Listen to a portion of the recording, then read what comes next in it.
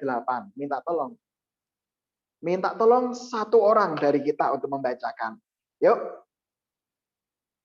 Roma 12 ayat 1 sampai 8. Silakan teman-teman. Aku ya, Kak. Oh ya, boleh, silakan. Karena itu, saudara-saudara, demi kemurahan Allah, aku menasihatkan kamu, supaya kamu mempersembahkan tubuhmu sebagai persembahan yang hidup, yang kudus, dan yang berkenan kepada Allah. Itu adalah ibadahmu yang sejati. Terus sampai ayat ke-8. Kita dibaca dulu 8 ayat, baru kita masuk satu persatu, teman-teman ya. Janganlah kamu menjadi serupa dengan dunia ini, tetapi berubahlah oleh pembaharuan di budimu, sehingga kamu dapat membedakan manakah kehendak Allah, apa yang baik, yang berkenan kepada Allah, dan yang sempurna. Terus sampai ayat 8 ya. Itu yang Berdasarkan saya tampilkan bukan teksnya ya. Anda baca sendiri di Alkitab ya. Itu sebetulnya bahan saya ini yang ditayangkan. Silakan terus sampai ayat 8. Silakan.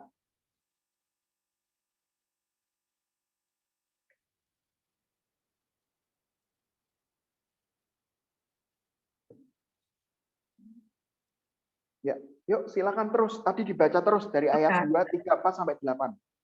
Berdasarkan kasih karunia yang dianugerahkan kepadaku, aku berkata kepada setiap orang di antara kamu, janganlah kamu memikirkan hal-hal yang lebih tinggi daripada yang patut kamu pikirkan, tetapi hendaklah kamu berpikir begitu rupa, sehingga kamu menguasai diri menurut ukuran iman yang dikaruniakan Allah kepada kamu masing-masing. Sebab sama seperti pada satu tubuh kita mempunyai banyak anggota, tetapi tidak semua anggota itu mempunyai tugas yang sama. Demikian juga kita, walaupun banyak, adalah satu tubuh di dalam Kristus, tetapi kita masing-masing adalah anggota yang seorang terhadap yang lain. Demikianlah kita mempunyai karunia yang berlain-lainan menurut kasih karunia yang dianugerahkan kepada kita. Jika karunia itu adalah untuk bernubuat, baiklah kita melakukannya sesuai dengan iman kita. Jika karunia untuk melayani, baiklah kita melayani. Jika karunia untuk mengajar, baiklah kita mengajar. Jika karunia untuk menasihati, baiklah kita menasihati. Siapa yang membagi-bagikan sesuatu, hendaklah ia melakukannya dengan hati yang ikhlas. Siapa yang memberi pimpinan, hendaklah ia melakukannya dengan rajin. Siapa yang menunjukkan kemurahan, hendaklah ia melakukannya dengan sukacita. Oke, terima kasih. Tadi Citra ya, Citra Erliana. Oke. Tadi Citra ya yang baca ya? Yang baca tadi siapa? Aku, Kak. Aurel. Aurel ya. Oh, sorry, Aurel. Yang share screen Citra. Oke, terima kasih Aurel. Suaranya bagus sekali ya. Kamu bisa masuk Indonesian Idol. Angkatan 2050. Oh, enggak ya. Tapi benar suaranya bagus ya. Oke, terima kasih. Tadi sudah membacakan 8 ayat. Nah, teman-teman kita akan melihat pelayanan apa sih dan bagaimana pelayanan dan kenapa harus pelayanan dari Roma pasal 1 sampai 8. Nah, teman-teman kita akan mulai dari ayat yang pertama dulu. Silakan tadi kembali ke ayat yang pertama. Ya, ayat yang pertama tadi dikatakan penting sekali ini menjadi dasar, yaitu apa? Demi kemurahan Allah, aku menasihatkan kamu supaya kamu mempersembahkan tubuhmu sebagai persembahan yang hidup, yang kudus berkenan. Karena itu adalah ibadah yang sejati. Nah, teman-teman, di sini Paulus mau menjelaskan soal peribadahan. Dalam konsep Yahudi, orang ibadah itu pasti membawa persembahan. Dan tradisi itu ditarik sampai detik ini, teman-teman. Makanya ketika ke gereja kita ada bagian namanya persembahan. Ya, nah, tetapi ketika itu Paulus melihat bahwa ketika orang beribadah itu kadang-kadang membawa persembahan itu bukan dengan hati yang tulus. Jadi pada waktu itu orang-orang Yahudi itu membawa 3 jenis persembahan. Kalau dia orang yang perekonomiannya menengah ke bawah itu bawanya burung, ya. Burung itu keluarga Yesus itu membawa persembahannya bentuknya burung. Nah, kemudian kalau dia agak kaya sedikit, kelas menengah itu bawanya domba. Dan kalau sudah tinggi sekali orang kaya bawanya sapi. Gitu. Nah, jadi orang beribadah kadang-kadang mempersembahkan sesuatu. Supaya apa? Supaya dosanya diampuni. Nah, yang terjadi teman-teman, Orang bisa saja membawa persembahan, tapi bukan dengan kesungguhan hati. Dia membawa persembahan, bisa aja tujuannya untuk pamer. Dia bawa persembahan, bisa jadi tujuannya untuk dilihat orang. Nah ini loh, saya bawa persembahan, luar biasa toh. Bahkan sampai detik ini ya teman-teman ya, bisa aja loh ada orang Kristen memberi persembahan, itu tujuannya apa? Wah, supaya nama saya dilihat. Wah, makanya nggak mau dikasih NN ya toh. Tuh, nama saya dituliskan. Nah, kadang-kadang bisa terjadi seperti itu. Nah, Paulus mengatakan, halo, ibadah itu bicara soal mempersembahkan. Dan persembahan yang sejati adalah, nah, Paulus mengatakan, tubuhmu sebagai persembahan yang hidup. Hidup itu artinya apa, teman-teman? Hidup itu artinya adalah tubuh kita itu dipakai untuk apa? Untuk bisa dilihat orang lain. Hidup itu artinya apa? Ya kayak kita ini loh, bisa dilihat, bisa berinteraksi. Kan kalau yang namanya mati itu kan kita nggak bisa interaksi tuh teman-teman ya. Coba bayangkan, kamu melayat, ya toh, sama terserahlah kamu melayat, kemudian tiba-tiba nanti dari petinya itu jenazahnya gedok-gedok gitu ya kan. Duk, duk, duk, tolong bukain, ya kan. Sumur di dalamnya. Kaget kamu pasti ya kan. Karena apa? Loh, sudah mati itu harusnya nggak bisa berinteraksi. Udah mati itu harusnya nggak bisa kelihatan, nggak bisa istilahnya berkomunikasi dengan orang lain. Nah, di sini Paulus mengatakan persembahan sejati adalah hidupmu. Ya. Supaya apa? Bisa dilihat orang. Orang bisa menilai apa yang kamu lakukan. Orang bisa menilai apa yang kamu perbuat. Orang bisa menilai apa yang kamu kerjakan. Gitu. Nah, yang hidup, yang kudus itu artinya apa? Berarti persembahan tubuh itu yang sesuai dengan Alkitab, sesuai dengan kebenaran firman Tuhan. Gitu. Makanya persembahan sejati adalah kehidupan kita yang sesuai dengan Alkitab. Gitu. Dan yang berkenan kepada siapa, teman-teman? Kepada Allah. Artinya apa? Tidak bisa dimanipulasi. Jadi orang bisa aja ya berbuat baik, tujuannya apa? Supaya saya dikenal. Kalau aku berbuat baik, aku pelayanan tujuannya apa? Supaya saya semakin dipandang. Bisa enggak teman-teman seperti itu? Bisa. Manusia bisa dimanipulasi. Tetapi Allah tidak bisa dimanipulasi. Sekali lagi, manusia bisa dimanipulasi. Kelihatannya pelayanan, tapi tujuannya supaya pamer. Tapi ingat, Allah tidak bisa dimanipulasi. Makanya tubuh sebagai persembahan yang berkenan kepada Allah. Karena Allah tahu apa tujuanmu, apa tujuan pelayananmu. Gitu. Nah, makanya teman-teman, nah di sini ya kita mulai masuk soal pelayanan ya. Jadi pelayanan itu apa sih? Mempersembahkan tubuh sebagai persembahan yang hidup. Itu. Nah, next kita lanjut ke ayat yang kedua, teman-teman. Mendalami Roma 12 ayat yang kedua. Nah, ini lebih dipertajam lagi. Hidup yang melayani itu seperti apa sih? Supaya sesuai dengan tema kita ya kan. Tema kita apa? Bertumbuh dalam pelayanan. Artinya apa?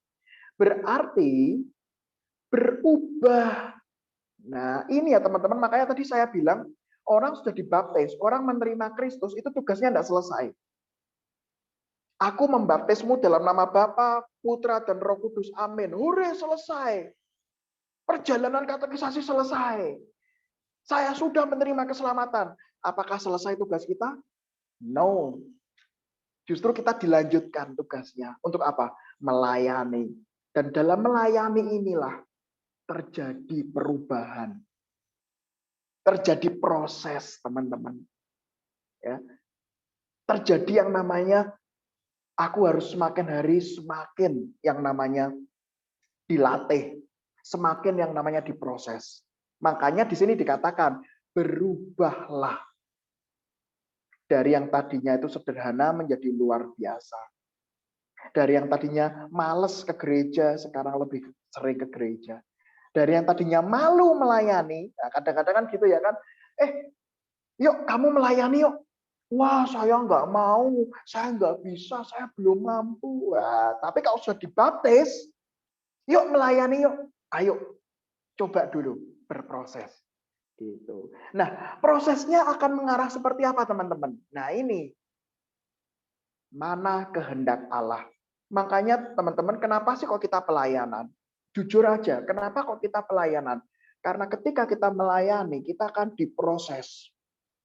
Ketika kita melayani, kita akan ditempa, berubah untuk semakin mengerti kehendak Allah. Makanya teman-teman, kalau misalnya Anda mendengarkan khotbah, jadi teman-teman lihat aja ya, kalau Anda perhatikan, khotbah-khotbah, entah itu yang pembicara adalah pembicara dalam kota, luar negeri, atau luar angkasa gitu ya kan. Yang namanya khotbah itu intinya cuma dua, teman-teman. Yaitu isinya adalah penguatan dan teguran. Udah, khotbah itu intinya di situ kok. Penguatan dan teguran. Ya, mau yang khotbah pakai bahasa Inggris pun, yes, Jesus love you, Jesus always, ya kan? Itu intinya cuma dua, penguatan dan teguran.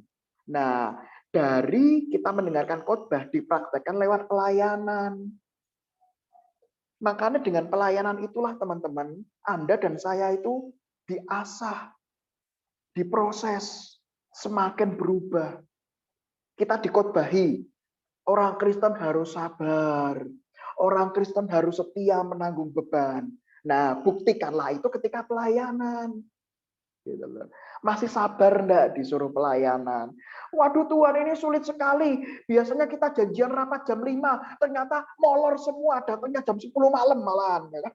Wah, ya kan saya enggak sabar. Nah, ingat, kita disuruh untuk apa? Bersabar. Untuk setia melayani. Itu. Nah, makanya dengan pelayanan itulah kita diubah, diproses untuk semakin serupa dengan kehendak Allah. Kemudian yuk kita lihat ayat yang ketiga. Nah, konkretnya lagi seperti apa? Makanya Roma pasal 12 itu mempertajam pelayanan itu seperti apa? Pelayanan itu seperti apa? Nah, dilanjutkan berdasarkan kasih karunia bla bla bla bla. Jangan memikirkan hal yang lebih tinggi yang patut kamu pikirkan, tapi hendaklah kamu berpikir begitu rupa. Nah, ini sebetulnya maksudnya apa sih? Memikirkan yang lebih tinggi itu seperti apa sih? Nah, jangan terpancing sama yang bagian atas. Roma 12 ayat 3 itu kuncinya yang bawah. Sehingga kamu menguasai diri menurut ukuran iman. Nah, iman itu bagaimana mengukurnya? Iman itu apakah ada bagaimana kan kalau kita panjang kan ada penggaris kan bisa ngukur. Ini panjangnya berapa senti? Kalau berat ada namanya timbangan. Nah, kalau iman menilainya seperti apa? Nah, teman-teman, iman itu memang tidak ada ukuran spesifik. Berapa kilo imanmu, berapa senti imanmu, nggak bisa teman-teman. Tetapi yang namanya orang beriman itu semakin menguasai diri. Orang yang beriman itu menguasai bagaimana kehidupanku harus turut dengan kehendak Allah. Tadi urutannya kaitannya dengan ayat sebelumnya tadi itu ya, berbicara soal kehendak Allah. Jadi bukan dikuasai dosa, bukan dikuasai sama misalnya saya dijelek-jelekin, saya dimusuhi. Ya saya balas musuhin. Nah, berarti kan kamu dikuasai orang lain berarti. Gitu. Namanya orang beriman, makanya kan kayak Abraham disebut sebagai bapak orang beriman. Karena apa? Dia menguasai diri untuk tetap setia pada kehendak Allah. Saya tahu pelayanan itu susah. Saya tahu pelayanan akan repot. Saya tahu pelayanan mungkin harus makan hati. Makan hati. Tetapi justru dari pelayanan itulah kita diasah untuk menguasai diri. Makanya teman-teman pernah dengar lagu ini enggak yang saya mau ikut Yesus enggak? Pernah dengar enggak? Ini sebenarnya lagu sekolah minggu sih sebetulnya ya. Yang saya mau ikut Yesus.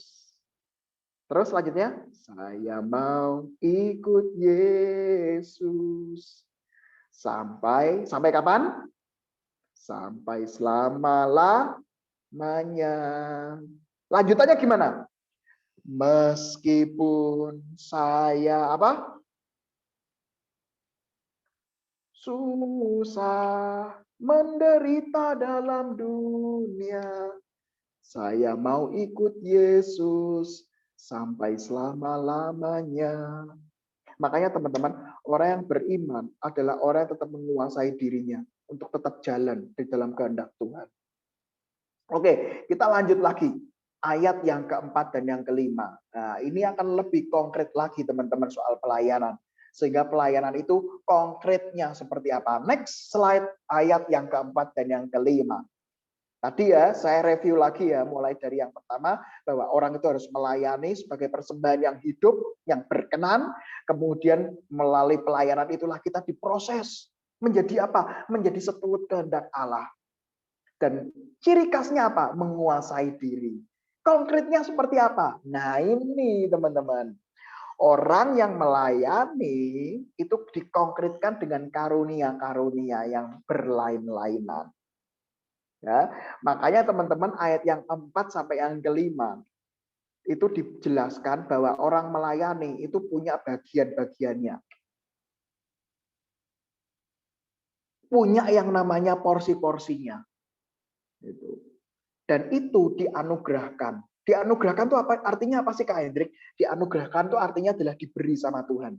Makanya teman-teman, setiap orang percaya itu dikuasai Roh Kudus. Roh Kudus itu ada di dalam kehidupan kita. Dan yang namanya Roh Kudus itu pasti akan melahirkan karunia-karunia roh. Ya. Jadi Roh Kudus itu pasti akan memberikan yang namanya karunia-karunia roh. Nah, karunia-karunia itulah yang akan terlihat di dalam kehidupan orang Kristen. Itu pemberian, bukan kita minta. Nah, konkretnya apa? Supaya kita lebih jelas lah ya. Nah, dicontohkan. Kita masuk ke slide berikutnya, ayat yang ke-6 sampai ke-8. Ini Paulus memberikan beberapa contoh konkret karunia pelayanan itu seperti apa. Nah, ini ya teman-teman ya. Ini ada 3 jenis. Ada 3 jenis. 4 jenis sebetulnya ini yang di kuning-kuning kurang 1. Ada bernubuat, melayani, mengajar, dan menasehati. Nah, apakah karunia roh itu cuma 4 toh? Ya, enggak juga teman-teman ya. Tapi paling enggak Paulus menjelaskan setidaknya ada 4 jenis pelayanan. Yang pertama adalah bernubuat. Bernubuat itu artinya apa sih? Bernubuat itu artinya adalah mengatakan sesuatu yang akan terjadi di kemudian hari. Itu namanya bernubuat. Itu. Lah bernubuat itu seperti apa teman-teman? Nah bernubuat itu ada 2 jenis teman-teman. Yang pertama adalah sama seperti kita kayak nonton bioskop gitu ya. Jadi ada orang-orang tertentu memang diberikan penglihatan sama Tuhan. Itu. Jadi seperti nonton bioskop. Oh iya nanti hari Minggu besok akan terjadi ini, hari Senin akan ini. Ada yang diberi karunia seperti itu. Tetapi bernubuat juga ada unsur yang kedua, yaitu ada unsur bagaimana manusia juga melibatkan pikirannya. Itu. Jadi bernubuat itu bisa jadi langsung dari Allah, dan juga ada unsur yang kedua. Bernubuat itu artinya adalah membaca tanda-tanda zaman untuk melihat apa yang akan datang. Gitu. Misalnya contoh, saya enggak tahu sih di tempat Anda itu mendung atau enggak. Tetapi kalau di Solo sekarang ini sedang mendung ini. Meskipun ini masih jam 4:30 tapi mendung. Nah, kalau sudah mendung gelap, kemudian keluar angin, kemudian petir muncul, kira-kira nanti malam atau sebentar lagi hujan nggak teman-teman? Kira-kira kalau sudah mendung sekali, anginnya sudah muncul, petirnya sudah muncul, berarti kemungkinan nanti hujan nggak? Saya lihat ekspresinya, nanti hujan. Nah, sebetulnya saya kalau ini ilustrasi untuk menggambarkan nubuat ya. Nubuat itu ada unsur gitu juga. Jadi membaca tanda-tanda zaman. Daniel dalam kitab Perjanjian Lama, selain dia kan dapat karunia bernubuat ya kan, memperlihatkan bahwa akan ada muncul kerajaan ini yang kakinya terbuat dari emas, terbuat dari perak dan sebagainya. Nah, Daniel ini mendapat penglihatan dari Tuhan. Tapi selain itu, Daniel di Perjanjian Lama juga membaca tanda-tanda zaman. Karena pada waktu itu Daniel mendapatkan posisi yang cukup tinggi di dalam pemerintahan Nebukadnezar. Makanya dia juga mendengar situasi perpolitikan. Dia juga mendengar yang namanya bagaimana kondisi yang namanya kerajaan Babilonia. Makanya dia pun juga memprediksi apa yang akan terjadi ketika dia melihat tanda-tanda zaman ini. Nah, sehingga teman-teman bernubuat ini jangan dipahami satu sisi tok, ya kan? Wah, berarti nanti tiba-tiba saya dapat penglihatan, besok Senin PPKM dilonggarkan, misalnya gitu. Ya enggak juga. Bisa dilihat kok ketika membaca tanda-tanda zaman. Kita pun sebetulnya bisa diberikan karunia bernubuat. Bisa ngelihat kok, temenmu ini ketika kelas online itu nggak pernah masuk. Kemudian ujian nggak lulus. Kemudian nggak pernah menggarap PR, nggak pernah ngerjain tugas. Nah, kira-kira bisa diprediksi nggak? Lulus apa enggak dia? Naik kelas atau enggak kira-kira habis ini? Ayo, kalau nggak pernah ngerjain tugas, nilainya jelek, nggak pernah ngumpulin tugas, kira-kira bisa naik kelas enggak?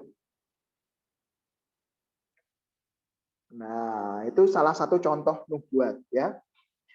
Kemudian yang kedua melayani. Nah, ini karunia untuk melayani. Loh, Kak Hendrik tadi itu kan melayani kan bisa bernubuat, bisa melayani, bisa mengajar. Nah, maksudnya melayani adalah memberikan sesuatu.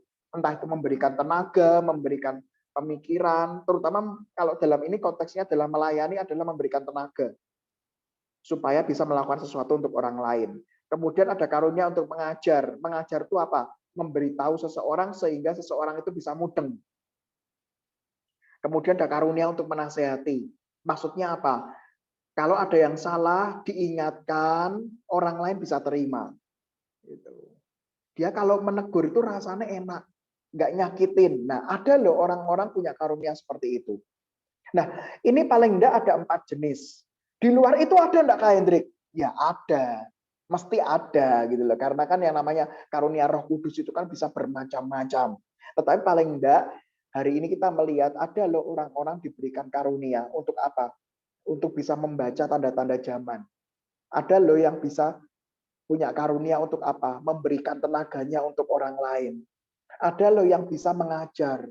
Ada loh yang bisa menasehati. Sehingga kalau mengingatkan orang itu bisa berubah. Nah, nanti kita akan perdalam teman-teman di konkretnya. Kemudian next, apa sih dampak melayani itu? Tadi kan dilihat kenapa kok kita harus melayani, dan ini dampak orang yang melayani dengan benar. Nah, ini penting teman-teman. Tema kita adalah bertumbuh dalam pelayanan. Pelayanan itu selalu bayar harga. Pelayanan itu selalu harus mau repot. Pelayanan itu harus mau untuk melakukan sesuatu. Untuk memuliakan nama Tuhan. Nah, ketika pelayanan apa sih yang didapat? Nah, ini loh teman-teman. Siapa membagikan sesuatu adalah yang melakukannya dengan hati yang ikhlas. Orang kalau melayani dengan benar, hatinya ikhlas. Ikhlas itu artinya apa? Ya, pelayanan saya diterima ya puji Tuhan. Pelayanan saya dicemooh, ya tetap puji Tuhan. Ada yang memberikan terima kasih, puji Tuhan. Tapi ketika kita melayani dan tidak diberikan terima kasih, bagaimana? Gimana? Tetap ikhlas nggak? Tetap sukacita nggak? Ketika kita pelayanan kemudian nggak ada orang ngasih terima kasih, bagaimana? Nah, orang yang melayani untuk Tuhan, itu pasti hidupnya, hatinya akan ikhlas. Saya main musik untuk melayani, kemudian nggak ada orang yang memberikan terima kasih. Nggak apa-apa. Saya ikhlas kok. Saya tetap sukacita kok. Sehingga ketika dijadwal lagi, Hendrik besok main musik lagi ya? Oke, nggak apa-apa. Gitu. Kemudian minggu depan nggak ada yang ngasih selamat lagi, nggak ada yang ucapkan terima kasih, bagaimana? Oh, nggak apa-apa. Saya tetap melayani. Makanya orang yang melayani itu pasti akan sukacita. Nanti akan yang ketiga itu ya. Kemudian yang kedua, siapa yang memberi pimpinan, hendaklah yang melakukan dengan rajin. Rajin itu artinya apa sih? Rajin itu tekun. Dengan mengerjakan sesuatu yang terus-menerus dengan tekun akan menjadi expert. Makanya orang melayani itu lama-lama akan menjadi expert di bidangnya. Expert itu artinya apa, Kak Hendrik? Artinya adalah semakin maju skillnya, akan semakin maju kemampuannya. Contoh, dulu Kak Hendrik itu ketika remaja, itu coba belajar yang namanya main gitar. Jadi main gitar tuh ya. Nah, sudah beli gitar, kemudian belajar, diajari sama kakak tingkat, sama senior saya di remaja di Semarang. Nah, kemudian dikasih tugas, yuk mulai mengiringi. Satu lagu dulu aja. Gitu. Kuncinya cuma C, G, F gitu aja muter-muter. Nah, berhasil artinya apa? Berhasil selesai mengiringi. Minggu depannya lagi, dijadwal lagi. Kuncinya nambah, kunci A sama kunci E. Tambah kunci A, kunci E. Nah, karena dijadwal terus, artinya apa? Belajar terus. Ketika belajar terus, semakin ahli. Sekarang, puji Tuhan, sudah bisa main gitar dengan lancar. Nah, artinya apa, teman-teman? Orang yang melayani dengan rajin, dia akan semakin ahli di bidangnya. Orang menyanyi. Kamu mau melayani bidang apa? Menyanyi, memuji Tuhan. Mungkin latihan pertama fales suaranya. Do sama dengan re, gitu misalnya loh ya. Kuncinya apa? Kunci Inggris, enggak cetok, gitu. Nyanyinya fales, tapi ketika mau melayani, berlatih terus, berproses terus, wah tenan, ikut Indonesian Idol. Ya. Karena apa? Rajin. Dan yang ketiga itu sukacita. Menunjukkan kemurahan adalah dia melakukan dengan sukacita. Artinya apa? Ketika pelayanan dengan betul, itu akan sukacita kok. Akan apa sih? Meskipun capek, meskipun harus keluar dana, mungkin keluar tenaga, keluar pikiran, harus istilahnya harus kadang-kadang harus bersabar. Tapi aku tetap melayani Tuhan. Karena apa? Saya bersukacita kok. Itu. Saya ingat teman-teman, ketika saya dulu remaja di Peterongan, itu saya punya kunci ruang musik, teman-teman. Jadi karena saya sempat jadi ketua remaja, makanya saya megang kunci ruang musik. Dan di ruang musik itu isinya adalah ada peralatan mandi, dan ada anduk juga. Ya kan? Jadi saya kadang-kadang itu nyimpan anduk di situ. Kenapa? Karena kadang-kadang saya ketika pulang sekolah langsung ke gereja. Waktu itu belum work from home loh ya. Waktu itu masih kemana. Karena saya sering ke gereja. Makanya kadang-kadang saya mandi di gereja. Capek nggak? Ya sajane capek. Karena orang lain pulang istirahat tidur siang. Tapi saya pulang kadang-kadang ke gereja. Rapat, membicarakan ini. Tetapi teman-teman, ada sukacita di situ.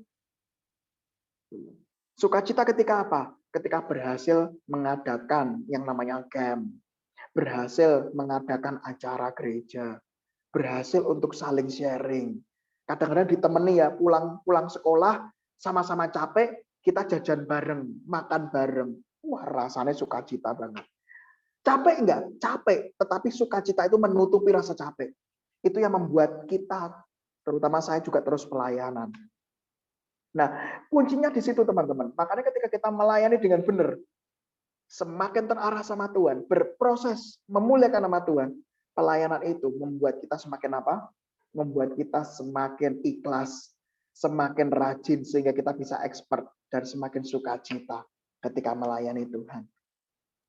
Dan akhirnya apa? Slide berikutnya teman-teman. Kesimpulannya apa? Setelah kita membicarakan ini. Pelayanan itu adalah sebuah proses. Nggak mungkin orang langsung mau pelayanan, kemudian langsung hebat, langsung instan. Nggak ada. Semua proses. Dan proses itulah yang membuat kita semakin berkenan kepada Allah. Kalau mau belajar sabar, harus pelayanan. Mau belajar mengasihi, pelayananlah.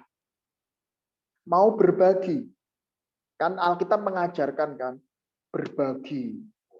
Konkretnya apa? Melayani. Kemudian ketika orang melayani akan semakin menguasai diri. Dilatih, ditempa. Mau marah gitu, ditahan dulu. Yuk bagaimana cara marah yang baik? Belajar.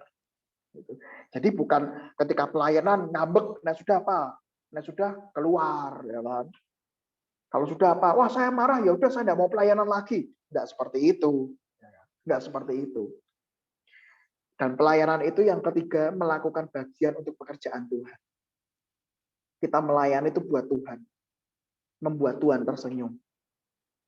Dan yang keempat, pelayanan itu akan mengupgrade diri kita. Lihatlah teman-teman, ketika kita melayani dengan benar, justru Tuhan akan terus-menerus memberikan kita ilmu. Tuhan akan terus mengupgrade kita. Saya enggak tahu di sini yang bendahara remaja. Nah, sekarang kita akan coba ngobrol interaksi ya soal pelayanan. Nah, di sini ada yang bendahara remaja? Sekarang kita waktunya sharing time. Di sini ada bendahara? Biasanya kan ada ketua, sekretaris, bendahara, toh. Gimana? Saya, Pak. Sama Ini Kak yang Janika. Oke, ini yang ngomong siapa ya tadi ya? Teya. Aletheia ya. Waduh, bendahara ya. Gitu. Aletheia panggilannya apa? Teya. Panggilannya siapa? Thea. Iya. Oke. Thea sudah jadi bendahara berapa lama, Thea? Dari awal bulan Maret, Juni. bulan Maret 2021. 2021 ya, tapi kan Maret 1946 gitu ya. Maret 2000. Oke. Thea belajar apa sejauh ini dari Maret, April, Mei, Juni, Juli, Agustus? Belajar hal baru apa? Soal bendahara. Sejauh ini aku belum pegang pemasukan dari komisi remaja sih, Pak. Jadi untuk bendahara ini cuman kayak ikut-ikut kegiatan kayak gini, ngobel, persekutuan, kayak gitu-gitu, Pak. Belum pegang pemasukan. Ya, betul. Mungkin karena masih online loh ya. Nah, coba besok Aletheia ketika terus setia melayani di bendahara, lihatlah 2 tahun lagi. Boleh dicek. Nanti kan tahu bagaimana cara bikin laporan. Bagaimana kalau uangnya hilang 1.000 gitu ya kan. Jadi salah ngitung, waduh gimana ini? Harus teliti lagi. Makanya bagus, ini Aletheia kan baru mulai kan. Tapi coba aja, ini periode pengurus sampai tahun berapa berarti, Thea? 2023, Pak. Berarti sampai 2 tahun lagi ya. Gitu. Kalau nggak diperpanjang kamu. Nah, kamu lihat nanti di 2023 bedakan dengan Thea tahun 2021. Coba aja. Ketika kamu setia melayani bendahara, pasti kemampuannya akan ditambah terus. Bikin laporan sederhana, kemudian bikin laporan lebih rumit, gitu. Dan nanti lihat aja, ternyata Tuhan memberikan karunia itu. Oke, itu contohnya. Oke, sekarang ketua. Nah ini biasanya nih, ketua remajanya siapa nih? Yuk, saya mau ngobrol sama ketuanya nih sekarang nih. Yuk, ketuanya yang mana ketuanya? Wah, gak ono sing ngaku ketuanya iki. Halo, ketuanya siapa ketua? Ketua remaja GKI Depok. Kebetulan lagi nggak ada, Pak. Biasanya ada. Oh ya. Ini pas nggak ada loh ya. Nah, ketua itu loh teman-teman kadang-kadang loh ya, kadang-kadang ya itu. Wah, kamu mau nggak jadi ketua remaja? Waduh, jangan dulu. Nah, karena apa? Ya kadang-kadang orang nggak melihat bahwa ketika kita melayani itu akan di-upgrade kok. Itu. Oke, sekarang saya akan cari, ya kan? Silakan teman-teman yang sudah pernah melayani siapa aja. Kasih jempolnya. Yang sudah pernah pelayanan di remaja. Entah itu pengurus, entah itu pemusik, entah itu singer, entah itu bersih-bersih, entah itu multimedia. Pakai jempolnya, jempol. Mana jempolnya? Waduh. Oke, tadi yang pertama Jojo. Jojo H. Jojo, halo Jojo H. Bacanya Jojo berarti ya, Jojo. Oh enggak ya. Jojo. H itu marga. Oh ya. Oke. Saya paham ya kan? Iya. Oke, Jojo. Jojo pernah melayani apa, Jojo? di remaja? Kalau untuk pelayanan sendiri itu di Korem, jadi MC sih. MC itu udah masuk di WL, terus singer juga gitu. MC itu apa? Momong cucuk ya? MC itu. Iya, ngomong apa mungkin bahasanya Burgos gitu ya, kayak WL gitu. Ya, oke. Udah berapa lama? Udah berapa lama jadi MC?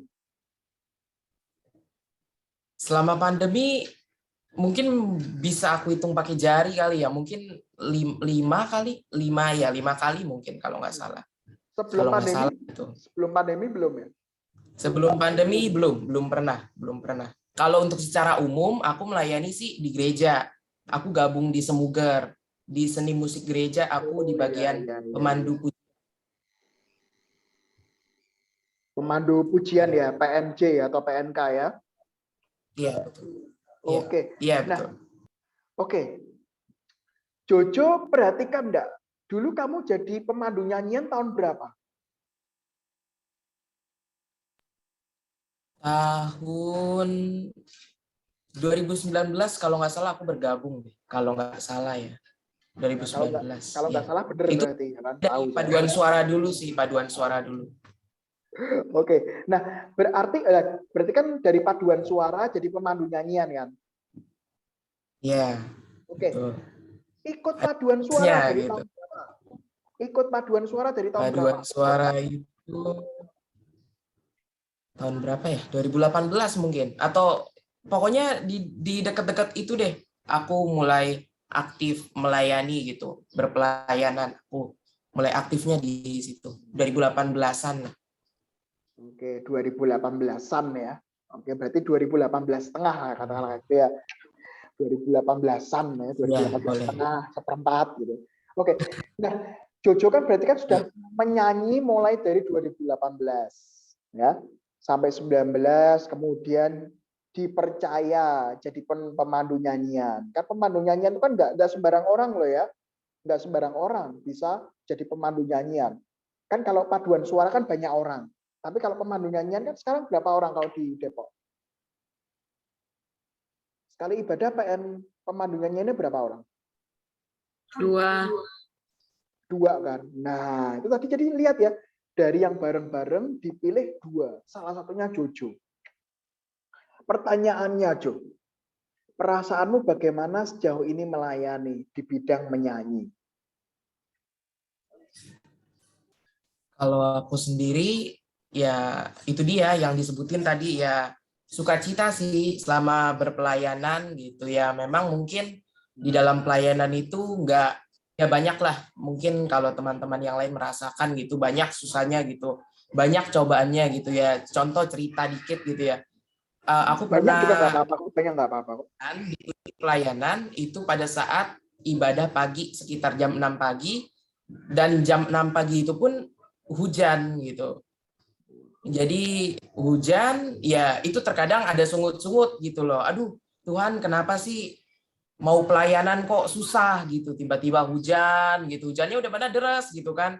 Agak jadi hambatan gitu. Jam 6 kan udah mau mulai. Jadi berangkat dari rumah sekitar jam 5 pagi gitu. Di situ sih terkadang suka tanya gitu. Tapi akhirnya kita doa, akhirnya agak reda dikit, gerimis gitu. Akhirnya kita bisa jalan lagi gitu.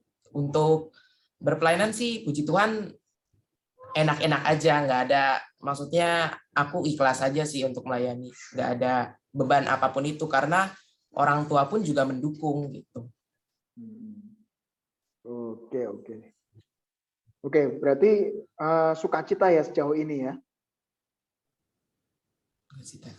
Harus sukacita. Waduh, terpaksa berarti harus sukacita ya kan. Oke, mungkin layarnya nggak usah di wajah kita sendiri-sendiri aja. Maksudnya sudah yang saya tampilkan sudah cukup. Nanti quotes bagian belakangan ya, supaya kita bisa lihat ekspresi teman-teman. Thank you moderator. Oke, tadi Jojo ya, melayani ada tantangan ya Jo ya. Kadang-kadang gitu loh, saya mau melayani Tuhan jam 6 harus siap, tapi kemudian hujan. Nah, mulai. Tapi ingat teman-teman, ketika kita mau belajar setia, belajar lewat pelayanan. Akan diuji kok kesetiaan kita kok. Nah, Sekarang Jo, kamu yang sudah melayani Tuhan di bidang musik, nyanyi. Pernah kepikiran untuk bosen nggak? Atau istilahnya dalam keadaan paling rendah, udahlah aku nggak mau, aku kapok. Pernah nggak ngalamin itu? Jujur. Pernah sih, pernah. Jujur ya. Belakangku Tuhan Kalau Yesus. bagi aku yang ya pernah banget. Gimana?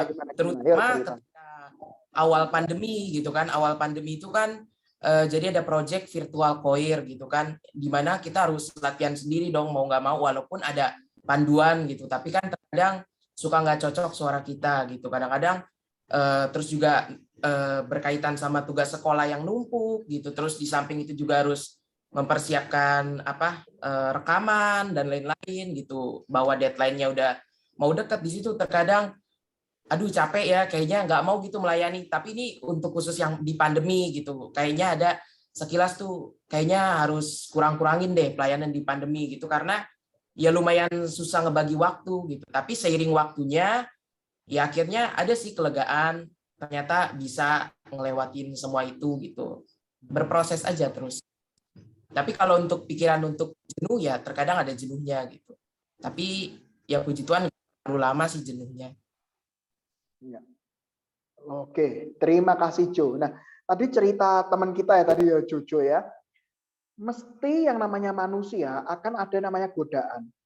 Untuk apa? Untuk bosen, untuk capek, mungkin untuk marah, untuk jenuh. Mesti ada. Karena kita manusia. Makanya buat para pelayan Tuhan, nggak mungkin lah nggak ada tantangan itu. Nggak mungkin. Saya sebagai pendeta aja kadang-kadang ada tantangan itu. Tetapi tadi ya dikatakan di ayat yang kedua dan yang ketiga, menguasai diri. Artinya apa teman-teman? Ketika kita pelayanan, itu pasti ada tantangan. Tapi bagaimana ketika kita dapat tantangan, yuk kita menguasai diri untuk kembali berpikir lagi. Menguasai diri itu artinya apa sih? Yuk kita mikir lagi, yuk coba diatur lagi. Saya besok ujian, kemudian PR-nya masih ada, kemudian belum rekaman, ya udah capek Tuhan. Tapi tunggu dulu, yuk dibagi dulu. Yuk ditata dulu. Saya punya waktu 24 jam, coba saya atur, saya coba rekaman, di sela-sela rekaman coba ada. Nah, akhirnya apa yang terjadi? Minta hikmat Tuhan untuk bisa melalui yang namanya setiap tantangan itu. Setiap pelayan Tuhan pasti menghadapi tantangan itu, teman-teman. Dan kadang-kadang itu yang membuat orang menyerah. Dan memilih untuk apa? Give up. Udah Tuhan, aku capek pelayanan, udah terserah. Saya mau keluar, titik. Ya memang pada waktu itu lega. Tetapi setelah dipikir-pikir, yakinlah. Ya. Loh, Kak Hendrik kok bisa ngomong gitu toh? Setelah Tuhan Yesus mati di kayu salib, bangkit dan ke surga, 11 murid itu pasti juga mengalami yang namanya pelayanan. Mengalami namanya tantangan. Silakan teman-teman baca kitab Kisah Para Rasul. Nggak akan kita bahas karena nanti buang waktu banyak. Di situ para rasul juga dapat tantangan. Dapat cobaan. Tapi justru dari mereka lah kekristenan bisa bertahan selama 2000 tahun. Makanya kalau nggak mau repot, nggak usah pelayanan. Jadi kan kalau mikir pelayanan aku nggak mau repot, nggak usah pelayanan teman-teman. Nggak usah pelayanan. Karena namanya pelayanan tuh mau repot. Tetapi di tengah kerepotan itulah kita dilatih untuk belajar sabar, belajar setia. Dan secara tidak sadar kita di-upgrade kok. Coba aja Jojo. Jo, dulu kamu nada tinggi sampai kunci apa? Aku di tenor. Tenor toh, berarti kan nada tinggi toh? Dari alto itu kan paduan suara anak-anak, terus akhirnya gabung ke paduan dewasa, lanjut ke tenor jadi. Oke, berarti ada perkembangan di situ. Iya, betul. Ada toh? Mulai dari yang sederhana, dari alto jadi ke tenor. Siapa tahu nanti 5 tahun lagi kamu ngalah ke penyanyi top gitu ya kan, mengalahkan Delon kayak atau Agnes Monica ya kan. Sejauh ini yang paling tinggi suaranya Agnes Monica gitu. Oke, terima kasih Jojo. Nah, artinya apa teman-teman? Ya itulah namanya pelayanan.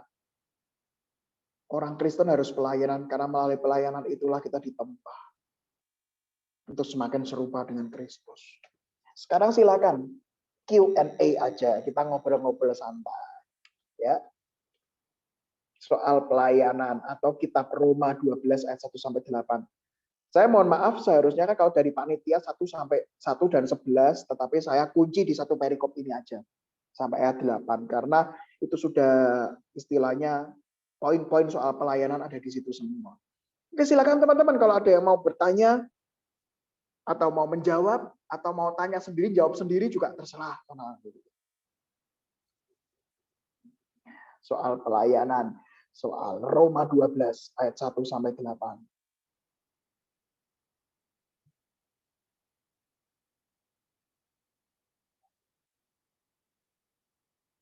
Nah, ini ada MJ GKI Depok. Backgroundnya ini ya, membangun jemaat yang terlibat dan bersukacita. Wah, ini berarti motonya GKI Depok ini ya kan. Membangun jemaat yang terlibat. Nah, terlibat itu apa terlibat? Ya pasti terlibat pelayanan pasti, ya kan? Gitu. Nah, banyak orang itu nggak mau pelayanan karena apa? Nggak mau repot. Pengennya jadi hadir, duduk, pulang gitu. Nah, teman-teman, berarti Anda melewatkan kesempatan untuk ditempa. Anda melewatkan kesempatan untuk istilahnya mengupgrade diri. Kalau hanya sekedar datang, duduk, pulang. Oke, silakan teman-teman. Yang belum pernah pelayanan, tanya juga nggak apa-apa. Sharing ketakutannya. Kak Hendrik, saya takut pelayanan karena saya takut nggak bisa bagi waktu. Cerita aja nggak apa-apa. Bagi waktu itu adalah kemampuan yang sambil jalan. Kita nggak bisa namanya, aku nggak bisa bagi waktu. Gimana caranya? Jalani dulu. Praktekin dulu. Baru ngatur. Gitu. Justru semakin orang sibuk itu semakin dilatih untuk bagi waktu. Makanya artis-artis terkenal itu yang jobnya banyak. Wah, padatnya minta ampun itu. Raffi Ahmad itu saya baca di internet itu tidurnya jam 3 pagi, bangun jam 7 pagi. Tidur jam 3, bangun jam 7. Turunnya kok piye jam. Dia sibuk terus, tapi justru dengan itulah berkualitas. Silakan teman-teman kalau mau tanya. Untuk question and answer itu lewat menti.com, nanti itu linknya ada di room chat, bisa masuk ke link tersebut, dan ini sifatnya anonim, jadi kita nggak usah malu-malu buat bertanya. Oh, oke. Yuk silakan dikirim. 3 pengirim pertama akan mendapatkan hadiah iPhone 17. iPhone 17 PODW. iPhone 17. Itu. Yuk silakan. Apalagi kan yaitu malu bertanya, sesat di jalan. Tapi sekarang ada GPS deh, gampang deh. Malu bertanya buka GPS gitu. Mau kemana nih? Gitu.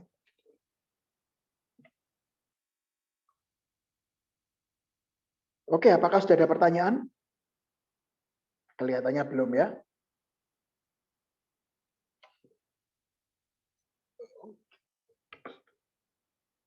Sekarang yang ruang kegiatan lantai 2 sebelahnya itu kan ada ruangan kecil kan. Sekarang jadi apa ya itu ya? Yang mana ya Pak? Yang di itu, yang di Gedung Serbaguna. Ya, bener GSG lantai 2 itu kan ada aula gede, sebelahnya itu kan ada ruangan kecil kan. Oh, itu jadi kayak guest house gitu itu Pak. Oh, masih guest house ya? Iya. Iya. Tapi kan udah lama ini jadi nggak pernah ada yang nempatin. Terakhir yang nempatin siapa, Bu? Waduh, tamu biasanya itu ya Pak ya? Oh, Kalau buat tamu ya. Iya. Iya. Itu dulu ruangan saya itu ketika stase tahun 2010. Oh iya Pak. Iya. 6 bulan tuh saya di sana.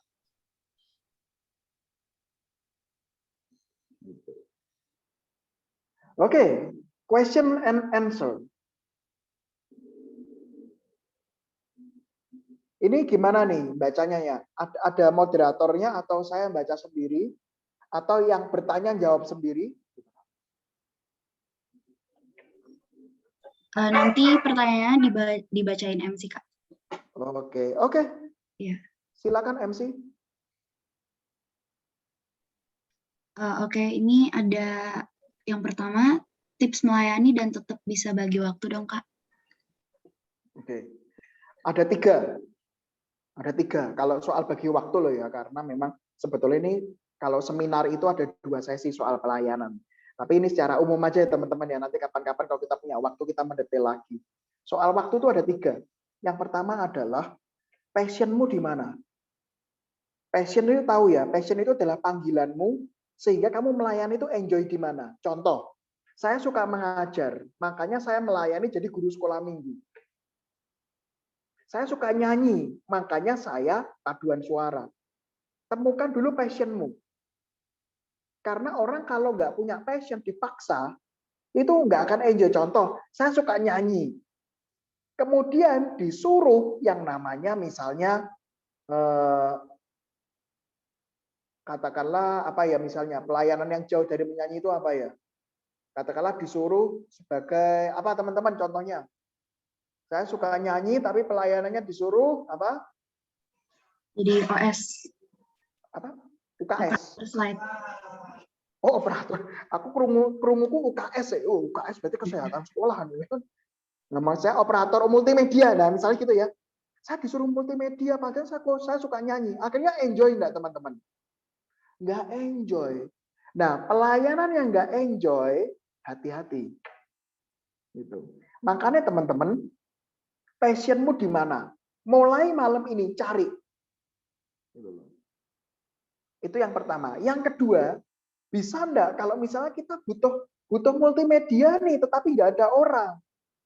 Nah, saya kan sebenarnya nyanyi kan, padahal yang dibutuhkan multimedia. Betul-betul nggak ada orang multimedia. Bagaimana?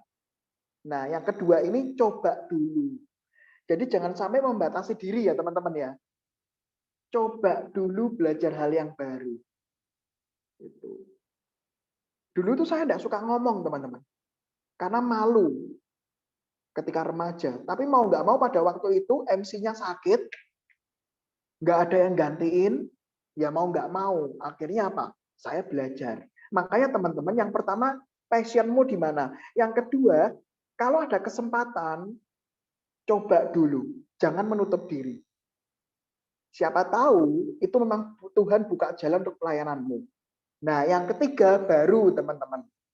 Atur waktunya. Karena orang kalau sudah seneng, ya toh, itu pasti ngatur waktunya itu lebih enak. Contoh misalnya, saya suka multimedia. Saya harus bikin slide. Nah, karena saya sudah suka multimedia, kemampuan saya sudah tinggi, maka saya bikin multimedia bisa cepat. Semakin expert, maka semakin cepat persiapannya. Gitu. Makanya kan kadang-kadang kan kita nggak bisa ngatur waktu karena apa? Karena kita nggak ada yang expert. Semua belajar akhirnya apa? Waktunya habis.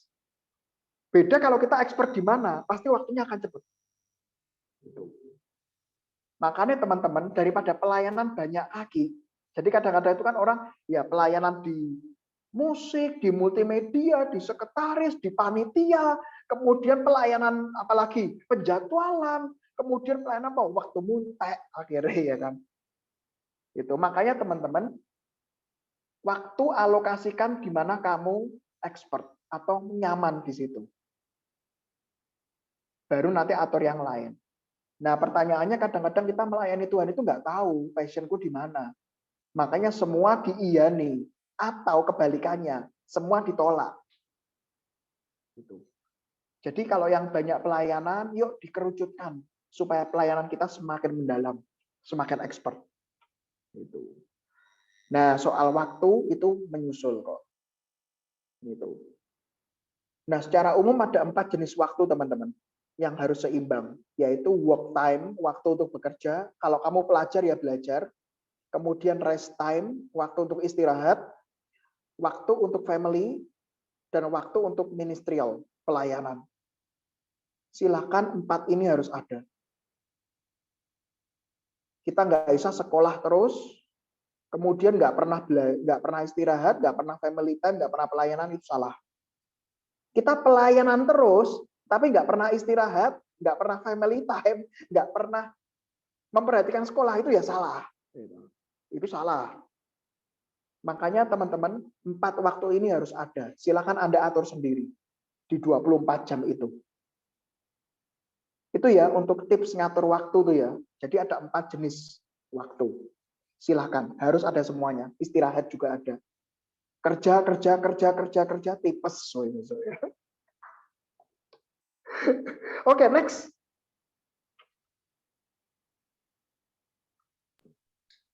Pertanyaan berikutnya, kalau di tengah-tengah pelayanan bosan, cara untuk mengembalikan niat atau semangatnya gimana ya, Pak? Oke, caranya satu, teman-teman. Namanya retreat.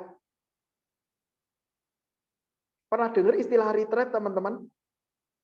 Nah, kadang-kadang itu kan kita memahami retreat itu kita bareng-bareng nunggu tanggal merah, kemudian nanti ada sesi 1, 2, 3, 4, 5. Nah, kadang-kadang banyak sesinya dan kadang-kadang kita nunggu kapan barbeque-nya, kapan istirahatnya, ya kan. Nah, retreat itu artinya apa, teman-teman? Retreat itu berasal dari 2 kata, re dan tread. Artinya apa? Re itu kembali, tread itu melangkah mundur. Setiap pelayan Tuhan itu harus punya waktu khusus untuk mundur sejenak dan berefleksi selama ini pelayanan saya seperti apa. Itu penting, teman-teman. Kadang-kadang itu terlalu banyak kegiatan pelayanan, nggak ada waktu untuk berefleksi. Refleksi itu merenung ya, teman-teman ya, bukan pijet refleksi itu ya. Wih, beda neng Nakamura apa Oasis. Refleksi itu artinya apa sih? Artinya adalah berjalan mundur. Kemudian kita merenungkan, selama ini saya pelayanan seperti apa? Saya pelayanan semakin diberkati nggak? Semakin cinta Tuhan nggak? Semakin jadi berkat nggak bagi orang lain? Jadi diri sendiri, orang lain, dan Tuhan. Itu paling enggak itulah parameternya lah. Jadi ketika saya melayani, ya misalnya saya melayani multimedia nih ya, kadang-kadang kan bosen, ngeklik terus ya kan, sampai motornya loro ya. Nah gimana? Ambil waktu retreat. Retreat itu apakah harus di luar kota bareng-bareng? Enggak. Retreat sendiri itu bisa, teman-teman. Ambil satu waktu, weekend, kamu sendirian, coba 3 tadi tuh ya, dirimu semakin diberkati enggak? Wah, aku pelayanan itu ternyata saya semakin ditempa. Saya semakin sabar loh. Kemudian yang kedua, semakin cinta Tuhan enggak? Diri sendiri, Tuhan, saya semakin sering berdoa enggak? Saya semakin sering menggantungkan diri sama Tuhan enggak? Ketika saya capek, saya semakin menyerahkan itu sama Tuhan enggak? Dan yang ketiga, orang lain. Coba lihat, cek. Mah, Pah, aku melayani semakin diberkati enggak keluarga ini? Jangan sampai kita melayani terus, justru kita semakin cuek sama orang tua. Itu berarti ada sesuatu yang keliru dengan pelayanan kita. Makanya ketika bosan, retreat lah. Aku seperti apa? Kemudian, oh ternyata aku melayani sekarang itu jauh dari Tuhan. Nah itu berarti ingat, berarti alarm. Ya Tuhan, aku selama ini melayani itu semakin jenuh karena jarang berdoa. Maka dari itu, yuk kembali kepada Tuhan. Tujuanmu apa sih pelayanan? Dan yang ketiga adalah, yuk lihat teman-teman kita, sekeliling kita. Diberkati enggak? Jangan-jangan teman-teman ketika kita nanti melayani Tuhan, ternyata banyak orang diberkati dari pelayanan kita loh. Coba kalau kita nggak melayani gitu ya kan. Kadang-kadang kita bosan karena jenuh, tapi ternyata ketika kita pikir, oh ternyata kalau nggak ada pelayanan saya dan Roh Kudus, itu nggak bisa ya. Gitu. Nah itu, jadi tipsnya adalah retreat lah, sehari nggak apa-apa ya kan. Kemudian yaitu bertanya, bagaimana diriku, bagaimana hubunganku dengan Tuhan, dan bagaimana hubunganku dengan sesama. Itu. Retreat teman-teman ya. Oke, next ini pertanyaannya, lanjut. Pertanyaan selanjutnya, Kak, untuk pelayanan kan kadang suka ada tuh orang-orang yang nyebelin. Cara ngatasinnya kira-kira gimana ya? Tanpa ngilangin profesionalitas kita dalam pelayanan. Oke, teman-teman, orang yang nyebelin selalu ada. Sorry ya, saya sorry dulu ya. Ketika kita melayani, pasti dihadapkan orang-orang yang berbeda. Termasuk bisa saja nyebelin. Jangankan Anda dan saya, teman-teman. Tuhan Yesus di Alkitab, dia melayani, dia ngajarin yang baik, dia menyembuhkan, dia apalagi melakukan mujizat, ngusir setan. Ada yang tidak suka sama Tuhan Yesus enggak, teman-teman? Ada enggak yang tidak suka sama Tuhan Yesus? Ada enggak? Ada. Lawang Yesus aja ada yang enggak suka sama dia, apalagi kita, teman-teman. Ya makanya ketika Anda pelayanan, Anda kepengen disukai semua orang, hati-hati. Hati-hati. Gitu loh. Makanya dari awal tanamkan pelayanan ini untuk kemuliaan nama Tuhan. Pelayanan ini membuat Tuhan tersenyum. Pelayanan ini saya mau semakin mencintai Tuhan. Sehingga kita fokus pada Tuhannya. Bukan pada orang-orang tertentu yang nyebelin. Tuhan Yesus itu kalau 3,5 tahun ngurusin yang nggak suka sama dia, waktunya habis, teman-teman. Kalau 3,5 tahun isinya ngurusin orang lain yang susah, habis waktunya. Makanya ada saatnya untuk move on. Udahlah, kamu nyebelin ya udahlah. Yang penting adalah aku terus berkarya untuk melayani Tuhan. Justru ketika kita disebelin orang, dengan catatan kita bener loh ya. Tapi kalau orang nyebelin kita karena kita salah, ya itu maklum. Bertobatlah. Karena kerajaan Allah sudah dekat. Gitu ya. Tapi kalau orang nyebelin kita, padahal kita baik, bagaimana? Move on. Seperti Tuhan Yesus. Terus lanjut pelayanan. Terus semangat pelayanan. Justru kalau kita patah semangat, kemudian kita nggak mau pelayanan, dia malah senang. Dia malah suka cita. Oh bener toh, aku menang toh. Udah nggak usah diladeni. Itu ya. Jadi orang nyebelin selalu ada. Bagaimana cara mengatasinya? Periksa diri. Siapa tahu kita salah. Tapi kalau kita nggak salah, lanjutkan. Masih banyak hal yang perlu dipikirkan. Masih banyak hal yang harus kita pelajari daripada ngurusin orang-orang yang mulutnya nggak bisa dikendalikan. Oke, gitu teman-teman. Cuma saya tambah sedikit ya. Makanya kamu passionnya di mana harus jelas. Sehingga ketika ada orang yang biasa lah ya, yang nggak suka bla bla bla, karena kepengen kita jatuh, kita punya target. Pokoknya saya harus belajar ini, saya harus ini, saya harus ini. Saya kadang-kadang kalau sharing sama teman-teman muda, kamu hidup harus punya tujuan. Kamu umur 20 mau apa? Kamu umur 25 mau apa? Kamu umur 30 mau apa? Kamu umur 40 mau apa? Kamu mau sampai umur 60 mau apa? Punya target. Sehingga tidak habis waktunya untuk mikirin orang-orang yang nggak suka sama kita. Karena kita punya track sendiri. Gitu.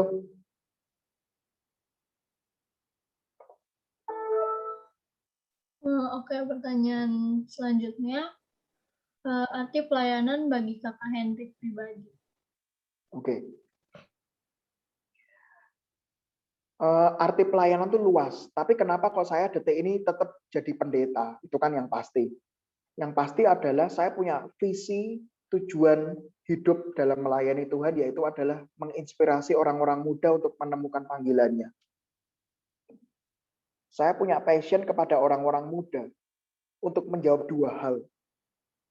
Yang pertama adalah siapa Anda? Dan yang kedua adalah mau apa Anda di dunia ini? Titik. Makanya bagi saya, pelayanan itu apa? Pelayanan itu adalah menginspirasi banyak orang untuk tahu siapa dia dan mau apa di dunia ini. Tujuannya semua untuk memuliakan nama Tuhan, tapi itu kan terlalu klise ya teman-teman ya. Kadang-kadang kan itu kita kan gitu. Tujuan pelayanan apa? Memuliakan Tuhan. Ya benar sih, benar. Gitu loh. Benar itu nggak salah.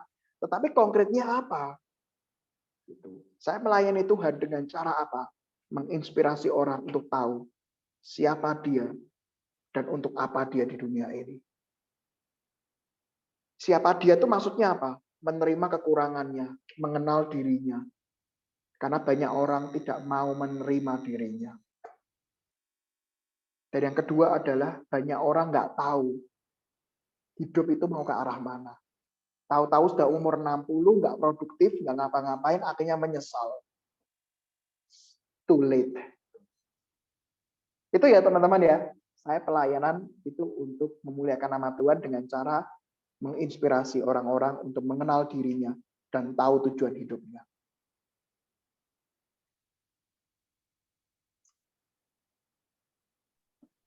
Oke, pertanyaan selanjutnya, Kak mau tanya apa tanggapan Kakak tentang pelayanan 4L atau pelayanan itu lagi orangnya? Oh ya, lu lagi itu toh. Iya. Oke, teman-teman. Ada dua hal yang perlu saya sharingkan ketika kita yang melayani itu aja gitu loh. Yang pertama adalah konsep pelayanan itu harus benar. Sekarang jujur aja deh ya, kadang-kadang orang diajak pelayanan kan nggak mau kan. Yuk melayani yuk, coba jadi MC yuk. Waduh jangan saya dong, yang lain aja. Karena apa? Konsep pelayanan adalah sesuatu yang langsung jadi, bukan proses. Makanya banyak orang termasuk saya lah. Saya dulu ketika remaja itu disuruh ini itu saya nggak mau. Karena apa? Saya melihat pelayan Tuhan itu sesuatu yang suci, udah ahli, udah hebat gitu. Sedangkan saya kan hanyalah butiran debu yang tanpa itu. Makanya teman-teman, yuk disiaringkan pelayanan itu nggak harus sempurna di awal. Makanya Tuhan Yesus ketika di Alkitab, coba lihat ceritanya soal Matius. Pertanyaan Tuhan Yesus apa toh? Bukan siapa yang mampu, tapi siapa yang mau. Ingat loh ya, bukan siapa yang mampu duluan, tapi siapa yang mau. Mau itu artinya apa? Yuk, ketika kamu mau, Tuhan akan memperlengkapi itu. Makanya teman-teman di-sharingkan terus sama teman-teman remaja yang nggak pernah pelayanan. Ayo pelayanan, beri semangat, dampingi. Gitu. Dan yang kedua adalah dari sisi pegiatnya atau aktivisnya. Ayo berikan ruang-ruang untuk melayani. Itu. Berikan kesempatan-kesempatan untuk melayani. Contoh, teman-teman, contoh. Kalau dulu ketika offline ada penyambut tamu enggak, teman-teman? Ada ya? Nah, kadang-kadang penyambut tamu itu kan hanya untuk orang-orang yang baru kan. Jadi kalau belum pernah pelayanan langsung penyambut tamu. Ya, apakah itu keliru? Ya enggak juga. Tapi sekarang coba buka pelayanan lain. Misal contoh, wah yang enggak melayani banyak nih. Bagaimana?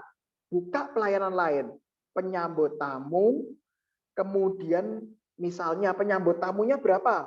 Jangan 1, 2, langsung kasih 4. Supaya apa? Supaya banyak yang ikut. Itu caranya. bikin yang namanya misalnya kegiatan-kegiatan, ya. Bikin istilahnya wadah-wadah, kayak tadi dari penyambut tamu. Kemudian dikasih tugas misalnya, yuk kita membutuhkan orang yang bisa broadcast message. Ya. Broadcast kadang-kadang kan ada undangan-undangan gitu ya kan. Kemudian ngirim satu-satu. Nah, itu kan capek toh. Udah libatkan orang baru. Aku minta tolong nih. Minta tolong tuh sebarin ini ya ke grup kita di PC satu-satu ya, personal chat satu-satu ya. Minta tolong dikirimin. Nah, sehingga teman-teman kita memberikan kesempatan-kesempatan untuk orang-orang yang baru. Buka banyak tugas. Itu banyak kok, kalau tugas mau didelegasikan itu banyak kok. Cari-cari aja gitu. Gitu. Itu yang bisa dilakukan. Jadi supaya orangnya nambah yang pelayanan, yaitu adalah satu, sekali lagi berikan pengertian soal pelayanan. Pelayanan itu bukan kamu disuruh-suruh terus, tapi aku membantumu gitu untuk mengerjakan. Jadi nggak usah takut ditinggalkan. Meskipun nanti suatu saat juga harus ditinggal untuk supaya mandiri, gitu. Tapi awal-awal ditemenin. Yang kedua adalah buka ruang pelayanan yang banyak. Gitu. Ini di Sorogenen saya pribadi bikin gerakan untuk membeli pedagang kecil. Karena PPKM ini kan pedagang kecil kasihan toh. Makanya saya buat tim-tim yang banyak untuk bisa setiap hari membeli 10 pedagang. Nah, itu saya bikin tim yang banyak tuh. Yang nggak pernah terlibat, ayo ikut beli dagangan dari pedagang kecil. Gitu. Jadi gitu, libatin, kasih tugas, kasih kesempatan. Kalau hasilnya jelek bagaimana? Ya jangan langsung ditinggalin. Cari tahu dia passionnya apa. Makanya butuh database. Setiap orang harus punya database. Passionku di mana, kesukaanku apa. Aku sukanya olahraga. Ya udah, bikin acara olahraga, dia yang ngurusin. Gitu. Olahraganya apa? Mobile Legend, bagaimana? Ya nggak apa-apa gitu ya kan. Buat lomba Mobile Legend, saya juga main Mobile Legend meskipun epic ya kan, naik Legend susah banget saat itu. Ini saya pusing nih, nanti malam mau jadi Legend lah targetnya. Tapi nggak apa-apa, bikin komunitas, mabar gitu.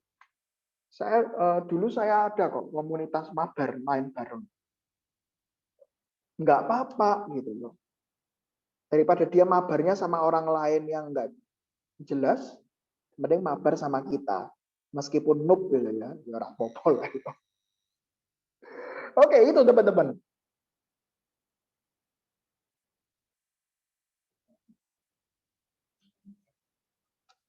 Next. Oke, pertanyaan terakhir.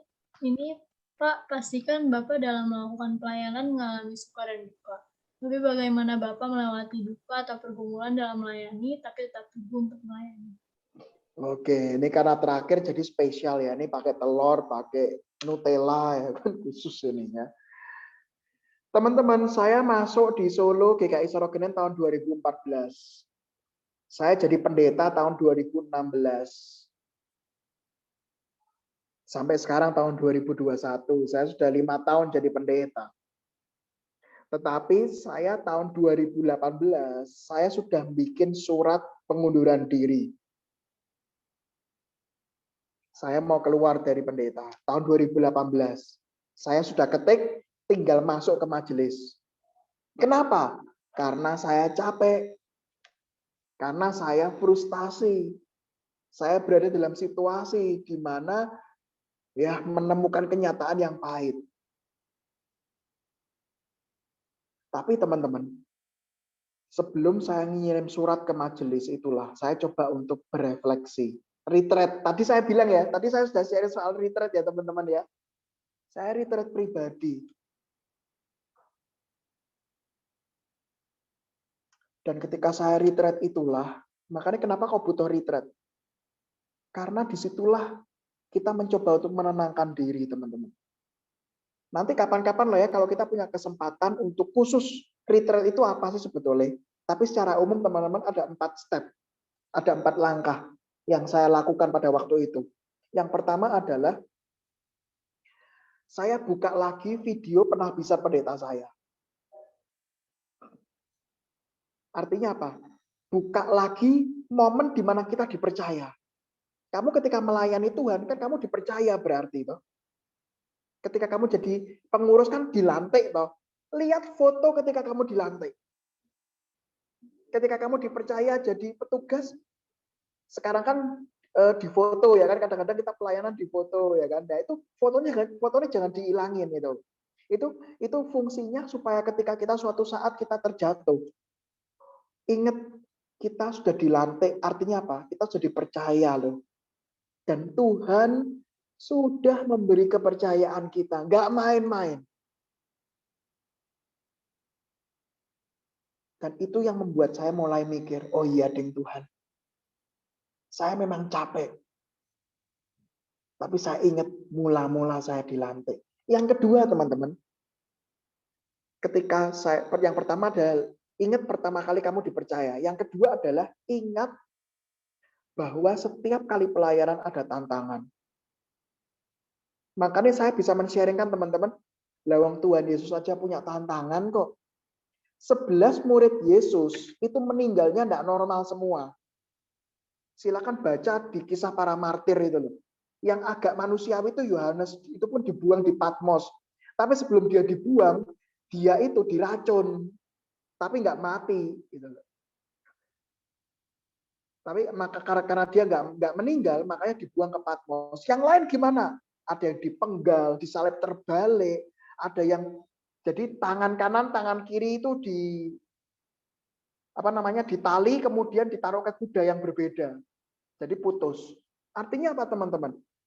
Tadi saya ngomong, kalau nggak mau repot, jangan pelayanan. Pelayanan itu justru mau repot. Karena apa? Yesus, Tuhan Yesus aja repot. Mau Yohanes 3 ayat 16 apa teman-teman? Karena begitu besar kasih Allah akan dunia ini sehingga ia mengkaruniakan anak yang tunggal.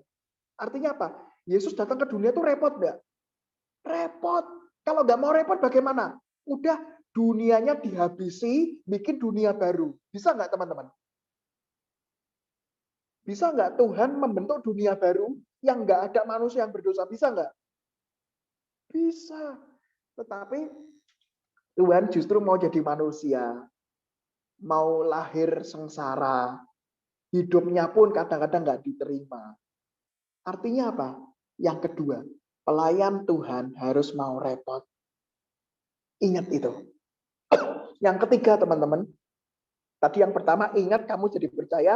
Yang kedua, pelayanan mau repot. Yang ketiga, ingatlah teman-teman, bahwa setiap kesulitan itu adalah pengalaman iman.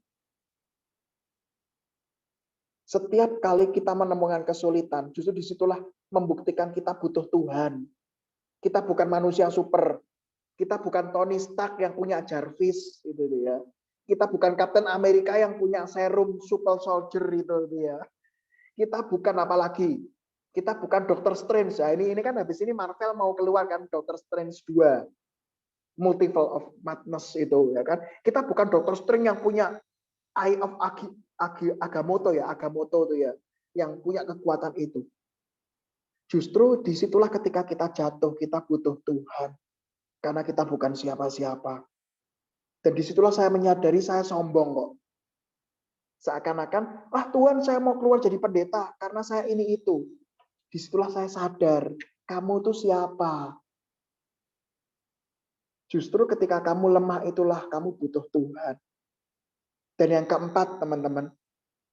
Jadi yang ketiga adalah ingat kita butuh Tuhan. Yang keempat adalah disitulah namanya iman.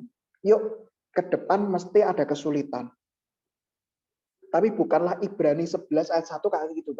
Iman adalah dasar dari segala sesuatu yang kita harapkan. Dan bukti dari segala sesuatu yang tidak kita lihat.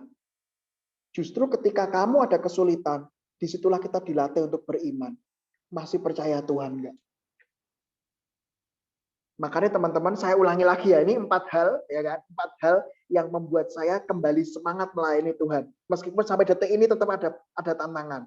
Yang pertama apa? Ingat kita sudah dipercaya.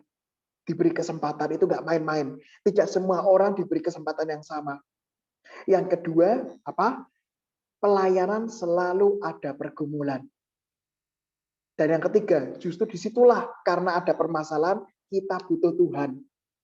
Jangan pernah sombong. Yang keempat adalah, yuk kita diingatkan, jalani pelayanan ke depan. Ada ketakutan enggak? Ada. Tapi bersama Tuhan, kita beriman untuk bisa melaluinya. Dan lihatlah teman-teman, besok kalau kita sudah di penghujung kehidupan, kita bisa berdoa, terima kasih Tuhan, seumur hidupku udah dikasih kesempatan melayani Tuhan. Sekarang saya saatnya untuk menunggu kembali kepada Tuhan. Ingat loh teman-teman, usiamu terbatas. Belum tentu kita sampai 60 tahun. Belum tentu kita sampai 10 tahun lagi. Belum tentu kita sampai tahun depan. Makanya pelayananlah. Tolong tampilkan quote saya. Ini terakhir tuh. Quote saya yang slide paling akhir. Untuk menutup ini semua. Karena pas roundnya 17.30 ya. Yuk.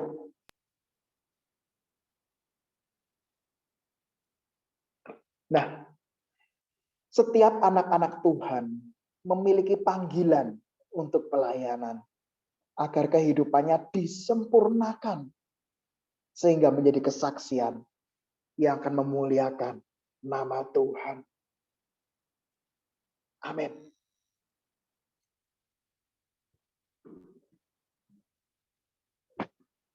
Saya serahkan pada yang berwajib.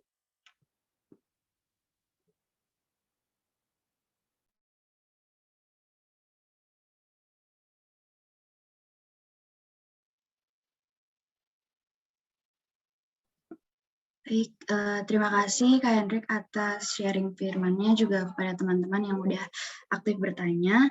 Dan untuk merespon firman yang sudah diberikan, mari kita angkat pujian hidup ini adalah kesempatan.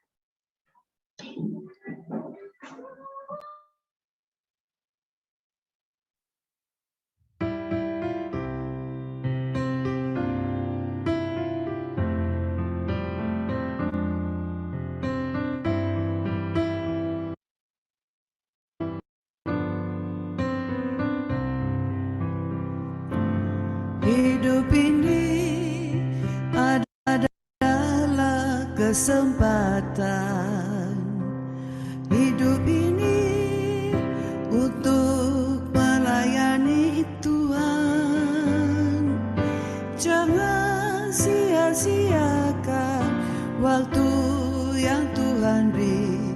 Hidup ini hanya sementara. Oh Tuhan, pakailah hidupku selagi aku masih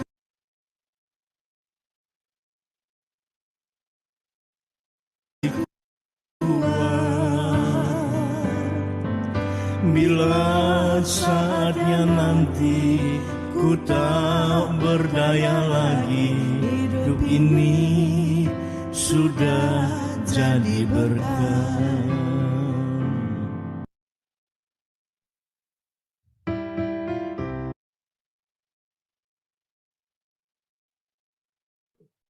Untuk Pak Pendeta Hendrikus dipersilakan. Ya, kita berdoa ya teman-teman ya.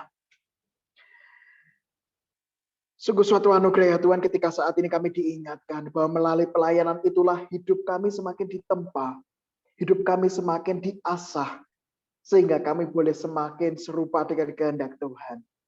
Kami tahu ya Tuhan dalam pelayanan selalu akan ada tantangan, selalu akan ada yang namanya pergumulan, selalu ada yang namanya kesulitan.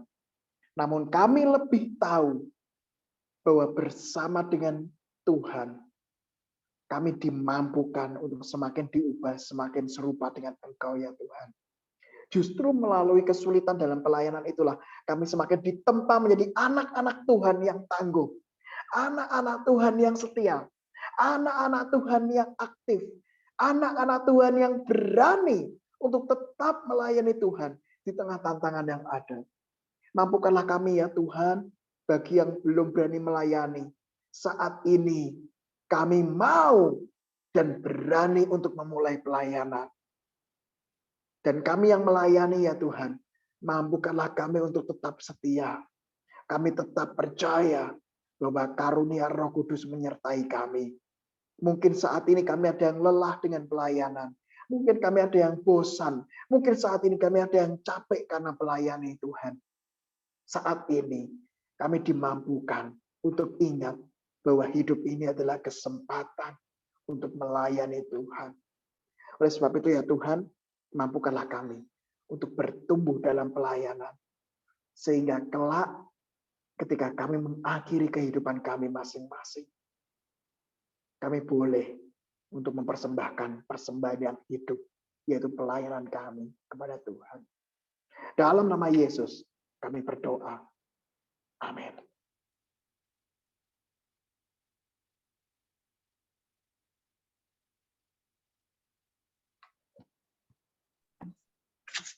Teman-teman, Nobel Season 8 kita pada hari ini sudah selesai. Terima kasih kepada Kak Hendrik atas sharing firman-nya, juga kepada Kak Linda dan teman-teman sekalian yang sudah hadir. Untuk itu, aku mau memberi beberapa pengumuman. Sebuah pengumuman. Jadi minggu depan akan ada ibadah korem yang temanya adalah doa bagi negeri jam 4 sore. Pembicaranya itu Penatua Ayun Sitia D. Prawira dari GKI Kayu Putih. Untuk informasi lebih lanjut, teman-teman bisa stay tune di grup korem ya. Terima kasih. Oh ya, jangan dulu leave karena kita bakal ada sesi dokumentasi. Jadi dimohon untuk on cam semuanya.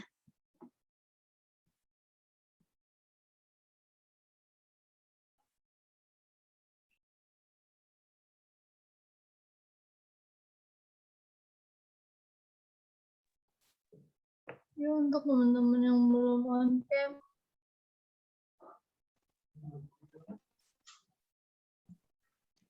On cam dulu ya semuanya.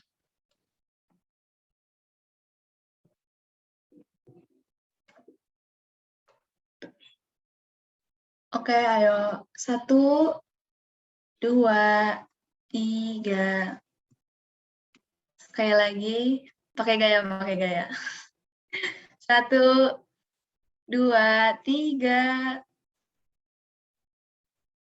Oke, makasih teman-teman. Makasih semuanya. Oke, thank you semua ya. Sampai ketemu Ya. lagi. Tuhan berkati, jaga Makasih Pak kesehatan. Henry. Oke. Makasih Kak Henry. Makasih semuanya. Makasih semuanya.